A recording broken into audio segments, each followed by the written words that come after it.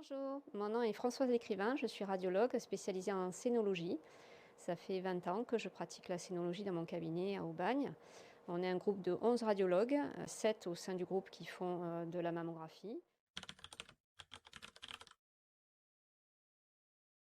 On a intégré le système ERAMI depuis environ 4 ans.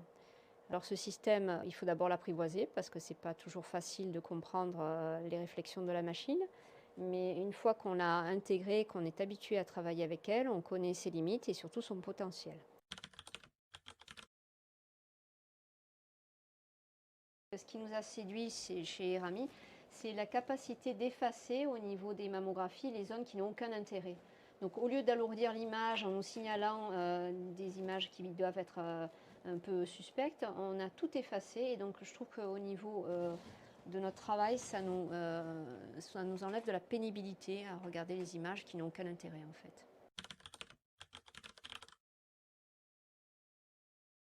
Voilà, donc j'ai quelques cas qui pourraient illustrer le quotidien. Moi, je trouve que cette informatique est très pertinente sur des dossiers qui sont de densité moyenne. Ici, par exemple, on a une patiente qui a une densité de type B, peu dense, mais hétérogène. Et c'est le type de dossier où on n'est jamais trop convaincu d'avoir tout vu. Et l'IA est intéressante avec le protocole de lecture qu'on nous a installé. Ça nous permet de faire balayer les images, de regarder avec la tomosynthèse. On vérifie avec également les comparaisons et les anciens clichés. Et puis arrive la tomosynthèse qui, elle, nous rassure en nous disant bon, ben, sur ce dossier, moi je ne vois rien effectivement sur la tomosynthèse et l'intelligence artificielle n'a rien relevé d'anormal.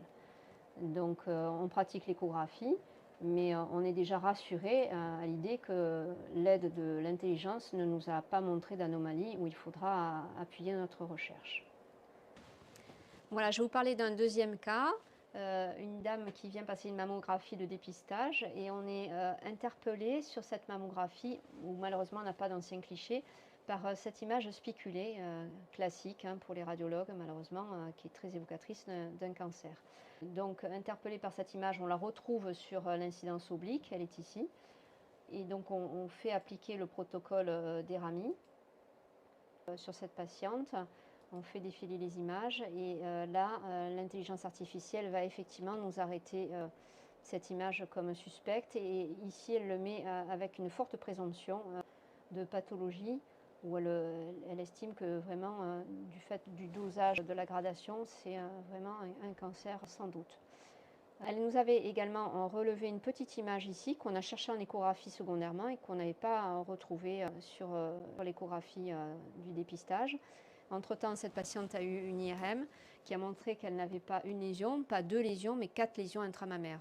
En fait, ce qu'on voit mal, mais on peut un peu le discerner, c'est qu'il y avait 3 lésions successives empilées les unes sur les autres sur l'oblique et une autre lésion qui était camouflée en arrière de l'aréole qu'on verra sur l'IRM.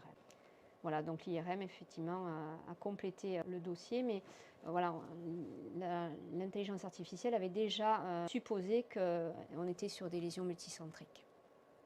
Un dernier dossier où on voit sur cette mammographie une petite opacité qui est en inféro externe. Ici, donc bon, on n'a pas d'ancien cliché pour comparer, on fait travailler l'intelligence artificielle, on applique le protocole et elle nous dit que c'était complètement bénin, elle ne l'a pas retenu comme pathologique. Et effectivement, en échographie, c'était un petit kyste banal. À gauche, ce qu'elle a retenu, c'est des images bénignes, une grosse macrocalcification avec des calcifications linéaires galactophoriques. Voilà, donc là, l'IRM effectivement a été efficace, elle nous a supprimé ce faux positif.